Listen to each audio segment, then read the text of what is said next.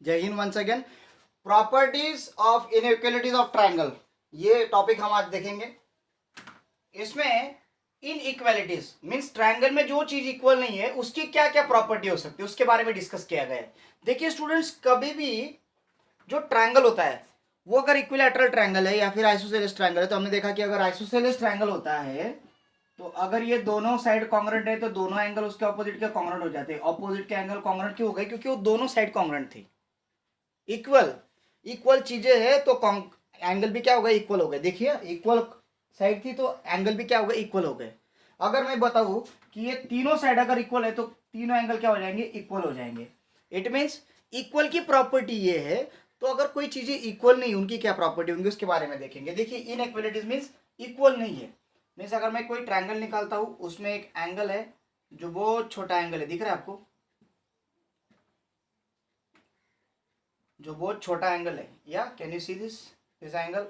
This is small angle. देखिए A B C, your angle A B is smaller than angle C. Angle C के हिसाब से हम सिर्फ दो ही कंपेयर करेंगे, तीनों नहीं कंपेयर करना है भाई। हाथ जोड़ के बोलता हूँ, तीनों नहीं कंपेयर करना, तीनों बाद में कंपेयर करके सिखाऊंगा कैसे करना है। अब दो का बारे में बात करेंगे। देखिए कौन सा बड़ा दिख रहा है? सी बड़ा दिख रहा है। बी क्या स्मॉल है? B smaller than C means angle B जो है वो सी से छोटा है। ये लिखने का तरीका है। छोटा मीन्स एंगल बी छोटा है तो मुंह इधर रहेगा, ये जिधर मुंह फाड़ता है ये वो बड़ा होता है। Means angle B less than angle C. इसको उल्टा कैसे लिखेंगे कि angle C is greater than angle B. Angle B less than angle C, उल्टा क्या करेंगे कि एंगल सी बड़ा है बी से, angle C is greater than angle B. अब इसकी क्या प्रॉपर्टी? जैसे अगर दो साइड कॉन्ग्रुएंट होती है तो ऑपोजिट एंगल कॉन्ग्रुएंट होते हैं, तो यहाँ पे इसके दो साइड अगर कॉन्ग्रुएंट है तो ऑपोजिट एंगल कॉन्ग्रुएंट है। और एक प्रॉपर्टी पड़ी थी, अगर दोनों एंगल कॉन्ग्रुएंट है, converse theorem of isosceles triangle याद है? दो एंगल अगर कॉन्ग्रुएंट है तो उनकी ऑपोजिट साइड क्या होती है? कॉन्ग्रुएंट होती है। दोनों कॉन्ग्रुएंट है तो साइड कॉन्ग्रुएंट है। अब यहाँ पे सी का ऑपोजिट साइड क्या है? A B. तो मैं लिख लेता हूं ए बी। सी की ऑपोजिट साइड है ए बी और बी की ऑपोजिट साइड कौन सी है? ए सी। बताइए कौन सी बड़ी दिख रही है? ए बी के ए सी? ए बी दिख रही है भाई।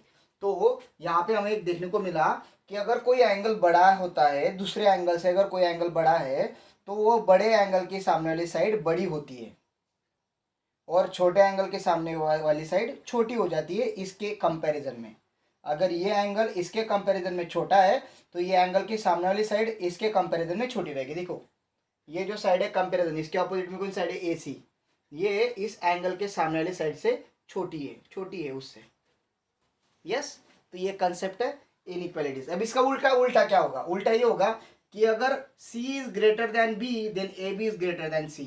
इसका कॉन्वर्स क्या होगा? अगर कोई साइड बड़ी है तो उसके सामने वाला एंगल बड़ा रहेगा। उल्टा कि ए बी अगर बड़ा है ए सी से तो ए बी के सामने वाला एंगल सी ए सी के सामने वाले एंगल से बड़ा ही रहेगा। ये उल्टा है बस।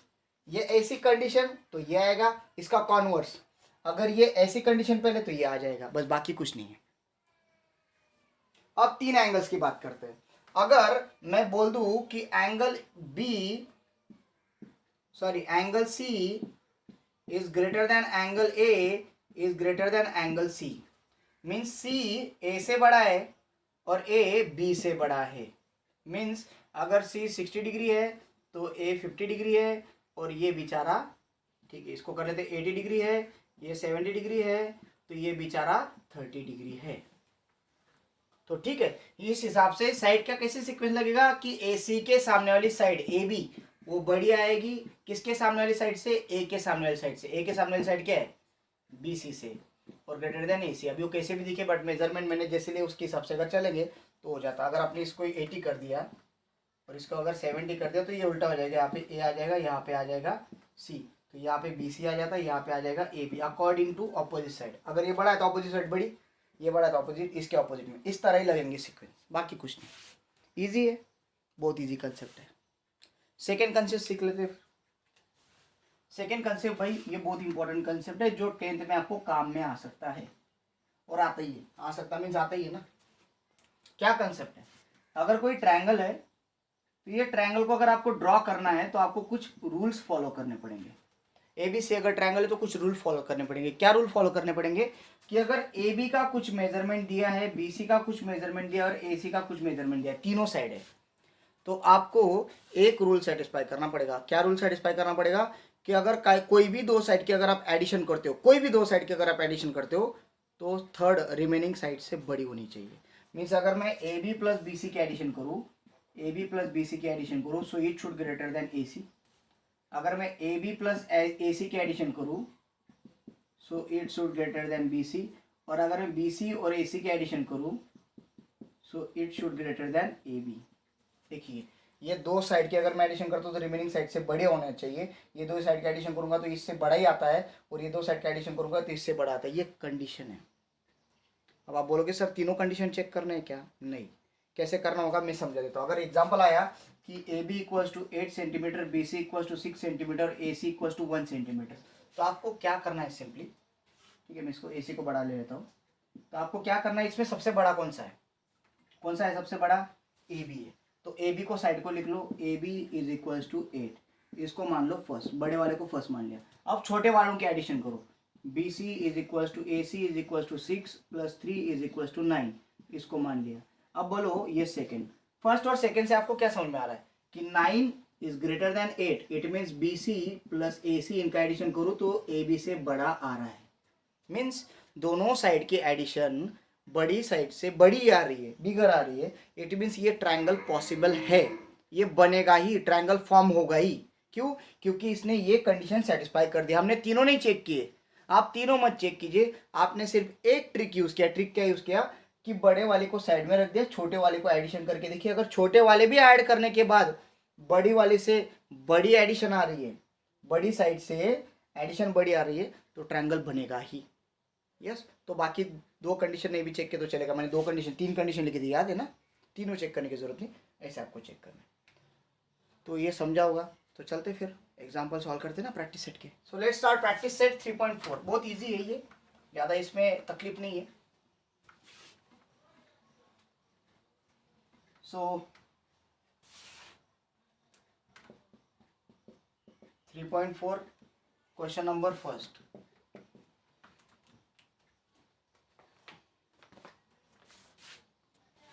इसमें एक अभी हमने बाइसेक्टर भी पढ़ा है, परपेंडिकुलर बाइसेक्टर, एंगल बाइसेक्टर, उसके भी कंसेप्ट आएंगे। इसमें एक ए पॉइंट है जो यहाँ पे Z परपेंडिकुलर है, यहाँ पे X को परपेंडिकुलर है, और ये है Y, और ये परपेंडिकुलर बाइसेक्टर है। यहाँ पे दिया है कि AX इज इक्वल टू 2, तो AZ कितना आएगा बताइए। AX इक्वल टू 2 तो AZ कितना आएगा? सिंपल है, क्या करोगे आप लोग? सॉल्यूशन क्या लिखोगे? YA is a bisector of angle XYZ. YA bisector है, therefore AX is equals to AZ. Why? क्यों? ये मेजरमेंट AX और AZ का मेजरमेंट सेम आएगा। क्यों आएगा? क्यों आएगा? एंगल बाइसेक्टर थ्योरम के हिसाब से आ जाएगा। बहुत छोटा एग्जांपल है। तो AX दिया है 2, तो AZ भी कितना आ जाएगा? 2 आ जाएगा। दिस इज प्रूफ हो गया। 2 यूनिट, यूनिट लिखना मत भूलिए, अगर सेंटीमीटर नहीं दिया तो यूनिट वर्ड लिखिए। Next example question number 2। यहाँ पे एक एंगल बाइसेक्टर दिया गया है, ऐसा वाला, ठीक है, और उसमें एक डॉटेड लाइन बना के उन्होंने परपेंडिकुलर भी ड्रॉ कर दिए है।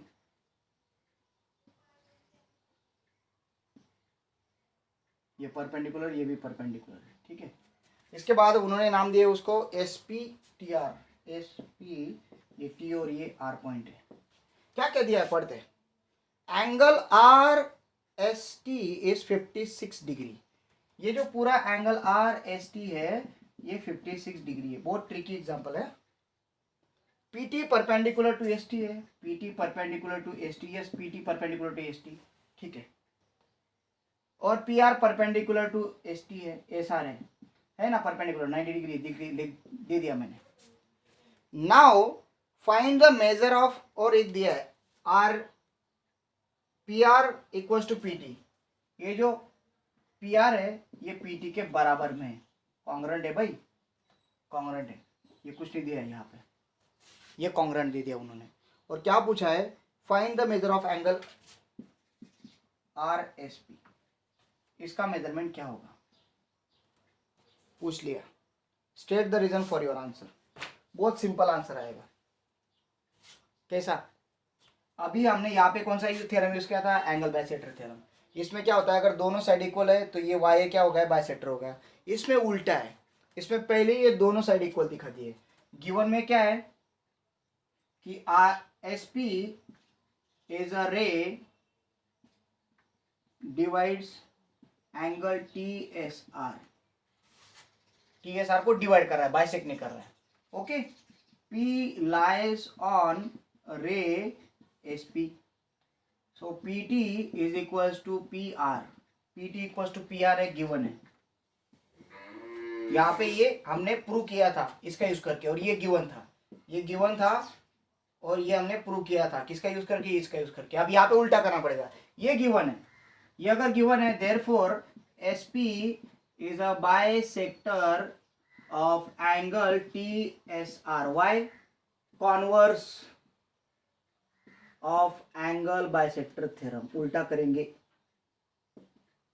कैसे, अगर बाइसेक्टर होता है तो साइड, ये साइड इक्वल होती है, उल्टा क्या आएगा, साइड इक्वल है तो ये बाइसेक्टर होगा, कॉन्वर्स, तो साइड इक्वल है तो ये बाइसेक्टर है, converse theorem.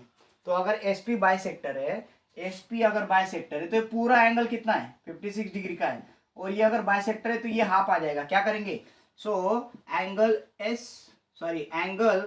Are S P is equals to half of angle R S T. ये जो एंगल है, आर एस पी बोला है उन्होंने, हमने रॉन्ग मार्क कर दिया, आर एस पी, ये एंगल का मेजरमेंट ये बड़े एंगल से क्या आएगा, हाफ आ जाएगा। क्यों आएगा, क्योंकि SP is a bisector, SP ने बाइसेक्टर मींस टुकड़े किए, उसके दो समान टुकड़े किए, इट मींस ये क्या होगा, पूरे बड़े एंगल का हाफ होगा। बड़ा एंगल कौन सा है, are S T, are S T बड़ा एंगल कितने डिग्री का है, 56 डिग्री का।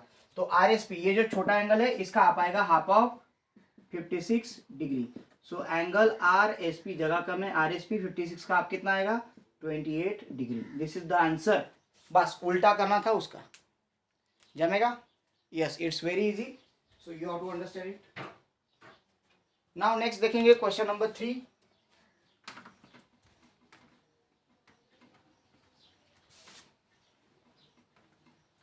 यस यस यस, देखिए कल तक आपको ये सिलेबस कंप्लीट करके मिल जाएगा, यानी कि आपको परसों पेपर है ना, तो कोई टेंशन नहीं है, प्रॉब्लम सेट तक पूरा कंप्लीट करके मिल जाएगा। क्वेश्चन नंबर 3 क्या है, 3 question in triangle P Q R, P Q is 10, Q R is 12। एक ट्राइंगल पी क्यू आर है, find out greatest and smallest angle. ठीक है, एक पी क्यू आर करके साइड है, पी क्यू आर, जिसमें क्यू आर 12 है, okay, P Q 10 है, और पी आर बहुत छोटी है भाई, इसको ऐसा करना पड़ेगा हमें, आपको समझिए इसलिए निकाल रहा हूँ मैं, ये 8 है, ठीक है। क्यू आर है 12, पी क्यू है 10 और पी आर है 8। क्या पूछा है, find out greatest and smallest angle. चलो, ग्रेटेस्ट मीन्स सबसे बड़ा, स्मॉलेस्ट मीन्स सबसे छोटा। ग्रेटेस्ट साइड बताओ, here Q R is equals to 12, PQ is equals to 10 and PR is equals to 8. Therefore, QR is greater than PQ is greater than PR.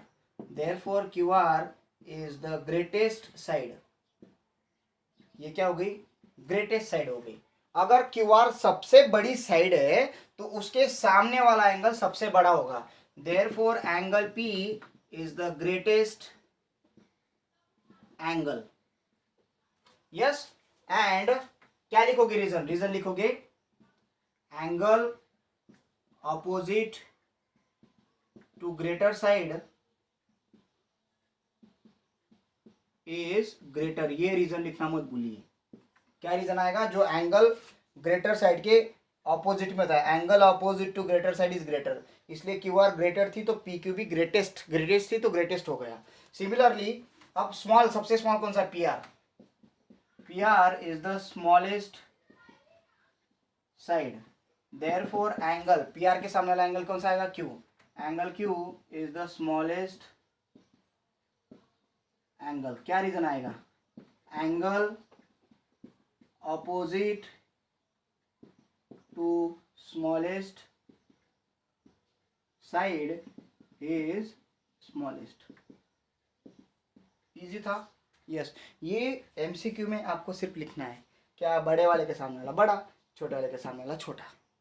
MCQ में क्या टिक करना होता है. बट ये क्यों सिखा रहा हूँ? क्योंकि टर्म में तो आपको लिखना है ना, तो कर लीजिए भाई.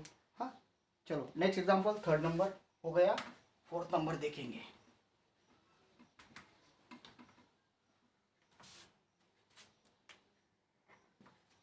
फोर नंबर एग्जांपल क्या है? Fan 80-40 find out the greatest and smallest side. Question number 4 homework है करना है. एक फैन करके ट्रायंगल है, एक में 80 डिग्री है, एक में 40 डिग्री. तो ये एंगल निकालो कौन सा है. बड़ा तो नहीं आता. 80 40 120 है, 60 डिग्री का आएगा. तो ग्रेटेस्ट और स्मॉलेस्ट कौन सी साइड है? साइड कौन सी? और रीजन क्या दोगे? ब्रैकेट में रीजन देना है. ये होमवर्क है, 4 नंबर करके देखना है. बड़े एंगल के सामने वाली साइड बड़ी, छोटे एंगल के सामने वाली साइड छोटी, सबसे बड़े वाले की सबसे बड़ी, सबसे छोटे वाले की सबसे छोटी. बस ये लिखना है आपको. तो आप कर सकते हो, नो प्रॉब्लम. और ये 60 कैसे निकलेगा? 60 कैसे निकलेगा भाई? सम ऑफ ऑल एंगल वो यूज करके करना है. ट्राई करो 4 नंबर. ठीक है. 5 नंबर एग्जांपल देखेंगे. Prove that equilateral triangle is equi angular. Equi angular का मीनिंग क्या? सारे एंगल्स का मेजरमेंट सेम होता है. चलो तो अभी हमें ये प्रूव करना है. प्रूव करने के लिए हमें एक ट्रायंगल लेना पड़ेगा जिसमें तीनों साइड इक्वल होंगे. ये साइड, ये साइड और ये साइड, तीनों साइड इक्वल है. A B C. तो लिखेंगे गिवन में कि triangle A B C is equilateral triangle.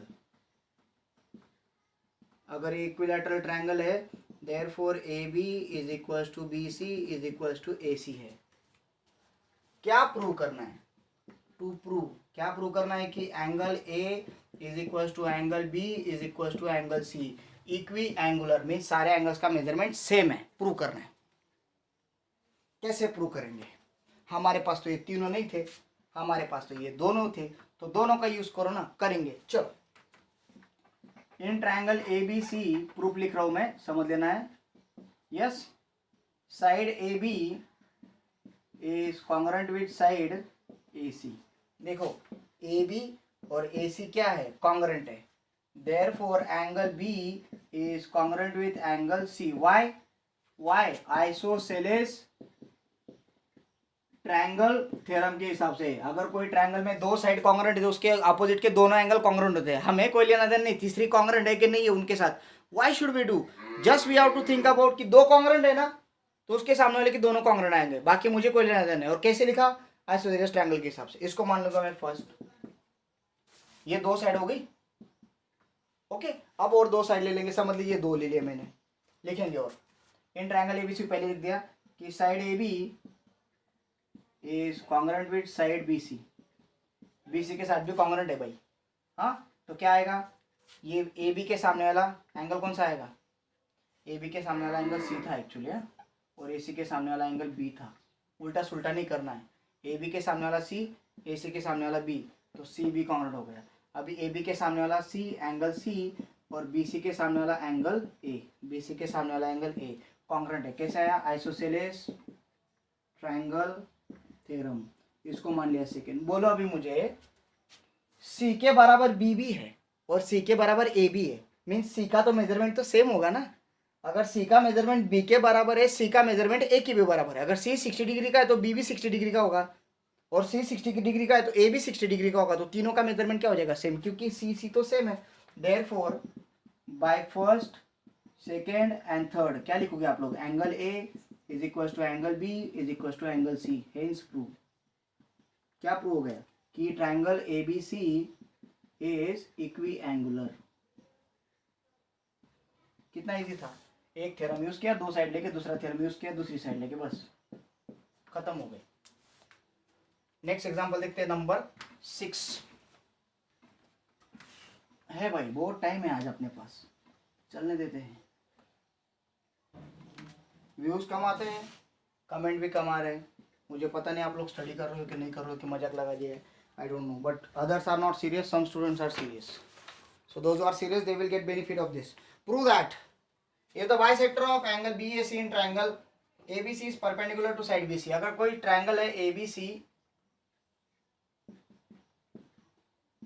और ये जो बाइसेक्टर है यहाँ पे परपेंडिकुलर है, किसका, एंगल BAC का, अरे ये BAC का, यहाँ पे परपेंडिकुलर है और ये ऐसा है, so then is an isosceles triangle, ये आइसोसेलेस ट्रायंगल है भाई,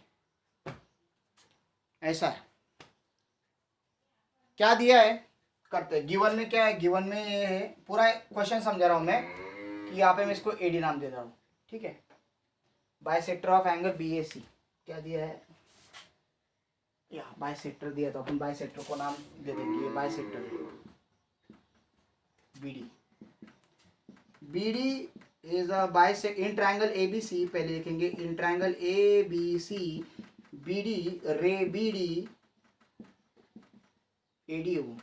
AD is a bisector of angle BAC, BAC का AD क्या है, बाइसेक्टर मीन्स ये एंगल का और ये एंगल का मेजरमेंट क्या है, सेम है, ये।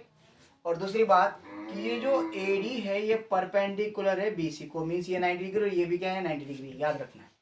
क्या प्रूव करना है कि ये जो ट्रायंगल है ABCD ये आइसोसेलेस ट्रायंगल है। To prove what we have to prove, segment AB is congruent with segment AC, तभी तो अगर कॉन्ग्रुएंट हो गए AB और AC को कॉन्ग्रुएंट दिखा दिया तो ट्रायंगल ABC क्या बन जाएगा, आइसोसेलेस ट्रायंगल बन जाएगा। तो अभी लॉजिक बताओ कैसे प्रूव करोगे कि दोनों साइड कॉन्ग्रुएंट है, कैसे दिखाओगे, ये ट्रायंगल 1 ये ट्रायंगल 2, स्टार्ट करो, क्या करेंगे, कॉन्ग्रुएंट दिखाना है, proof. In triangle ADB and triangle ADC, ADB ADC, चलो ये एंगल और ये एंगल कॉन्ग्रुएंट है, लिखेंगे angle BAD is congruent with angle CAD, why, ये गिवन है भाई, ये बाइसेक्टर है which is given, okay. Side AD congruent side AD, क्यों, कॉमन साइड, ये अगर किसी को नहीं आता तो बहुत तकलीफ हो जाएंगे। ये एंगल इस ट्रायंगल का, ये एंगल इस ट्रायंगल का एंगल कॉन्ग्रुएंट है, ये साइड दोनों में कॉमन है, ये 90 डिग्री का, लिखते हैं angle ADB is congruent with angle ACD, why ADC, why each 90 degree, बोलो एंगल साइड एंगल, कौन सी टेस्ट आई, angle side angle, so triangle ADB is congruent with triangle ADC by angle side angle test of congruence, test of congruence. Therefore corresponding side, बोलो इस triangle की ये side और ये साइड क्या हो जाएंगे, congruent, therefore AB congruent with side AC, why, corresponding side of congruent triangle, therefore in triangle ABC AB is equals to AC, therefore triangle ABC is isosceles triangle, hence prove। कितना easy था, सिर्फ आपको congruent दिखाना है, बाकी कुछ नहीं करना था। नेक्स्ट एग्जांपल देखते हैं, दिया है PR और PQ कॉन्ग्रुएंट है, PR और PQ कॉन्ग्रुएंट है, दे दिया मैंने, फिगर में लिख दिया। P हमको क्या प्रूव करना है, प्रूव ये करना है कि ये जो PS साइड है ना, PS साइड ये PQ से बड़ी है। अब मुझे बताइए साइड कब बड़ी होती है, साइड कब बड़ी होगी, जब ये साइड के ऑपोजिट वाला ये जो एंगल है ना, ये PS साइड के ऑपोजिट वाला एंगल है ना, ये PQ साइड के ऑपोजिट वाले एंगल से बड़ा होगा। मीन्स इस एंगल से जब ये एंगल बड़ा हो जाएगा तो इसके सामने वाली साइड ऑब्वियसली इसके सामने वाली साइड से बड़ी हो जाएगी। मीन्स ये साइड इससे बड़ी दिखाने के लिए मुझे क्या दिखाना पड़ेगा कि angle Q is greater than angle S, ये मुझे शो करना पड़ेगा। अब इसको शो करने के लिए हम क्या यूज करेंगे, चलो करते स्टार्ट फिर show. So first of all ये ट्रायंगल कौन सा है बताइए, आइसोसेलेस ट्रायंगल है। तो प्रूफ लिखेंगे, थोड़ा सा इजी प्रूफ है, ध्यान देके देखना। In triangle P Q R, ये ट्रायंगल में P Q is equals to Q R which is given, therefore angle Q, उसको नाम लिखेंगे angle P Q R is congruent with angle P R Q. Why? Isosceles triangle theorem के हिसाब से इन दोनों का मेजरमेंट सेम दिखा दिया मैंने, P Q R P R Q same है। Now P R S, in triangle P R S, angle P R Q is exterior angle. ये कौन सा एंगल है? एक्सटीरियर एंगल है। कौन सा वाला? ये एंगल इस ट्रायंगल का एक्सटीरियर एंगल है। So angle P R Q is greater than angle P S R. P S R means ये एंगल ये दोनों एंगल से बड़ा होता है, मीन्स एस से ये एंगल बढ़ाएगा। क्यों? प्रॉपर्टी ऑफ एक्सटीरियर एंगल, याद है क्या पढ़ा है हमने? किसके बाद? रिमोट इंटीरियर एंगल के थ्योरम के बाद ये प्रॉपर्टी पढ़ी थी कि ये जो एक्सटीरियर एंगल होता है अपने हर एक रिमोट इंटीरियर एंगल से बड़ा होता है। मीन्स अगर ये ट्रायंगल वन का अगर ये एक्सटीरियर एंगल है तो ये एक्सटीरियर एंगल एस से बड़ा होगा।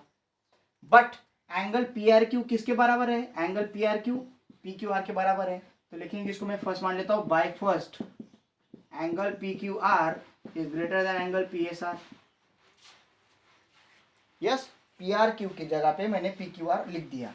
नाउ इन ट्रायंगल, अब इसको भूल जाओ, इन ट्रायंगल इसको ही भूल जाओ, इन triangle P Q S angle P Q R is greater then P S R, है कि नहीं? वही सेम टू सेम लिखा। ये एंगल इस एंगल से बड़ा है, तो therefore side P S is greater then side P Q. Yes, ये अगर बड़ा है इससे तो ये साइड इस साइड से, ये साइड इस साइड से बड़ी हो गई। वाई लिखना है, side opposite to greater angle is greater, side opposite to greater angle is greater. Okay, next example.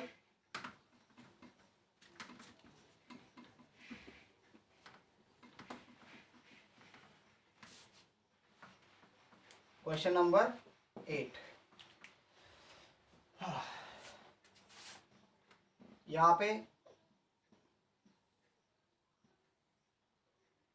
ये डॉटेड लाइन निकाल दी है, बी ई, ये ए, और यहाँ से एक डॉटेड लाइन निकाली है डी, और ये दे दिया है सी। गिवन में क्या क्या लिख लेते हैं कि A E is equals to B D, यहाँ पे बी ई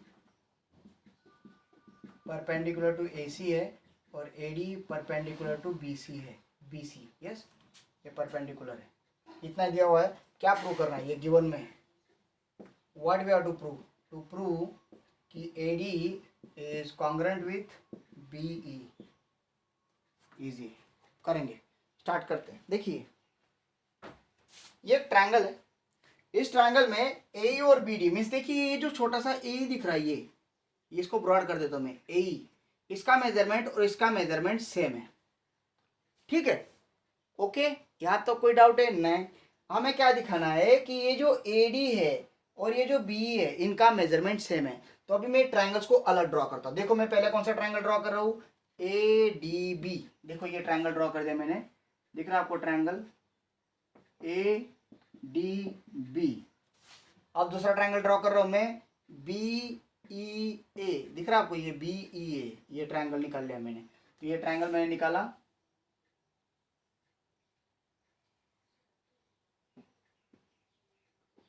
BEA, यहाँ पे 90 डिग्री है, यहाँ पे ये 90 डिग्री दिख रहा है आपको, एंगल निकाल लिया।